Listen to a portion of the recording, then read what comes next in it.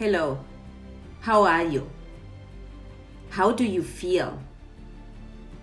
Isn't it strange to be isolated from everyone and everything that we have been so used to be doing?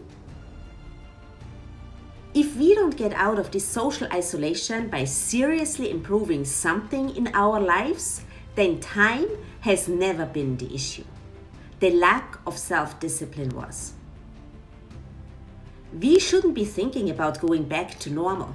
We should be planning for a new reality and what this can look like. There are so many things that you can do. Establish healthier eating habits by cooking at home. Exercise more.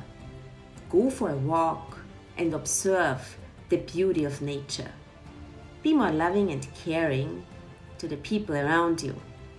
Become a better mom or a better dad by being more patient with your children or by making more time for them.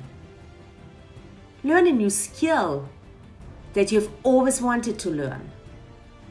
Be determined to become a better leader. Watch educational videos, read more books, listen to podcasts, attend webinars, hire a coach. If now is not the time to do that, when then? It is your life. Go and improve it. This was my thought for today, and I will see you again soon.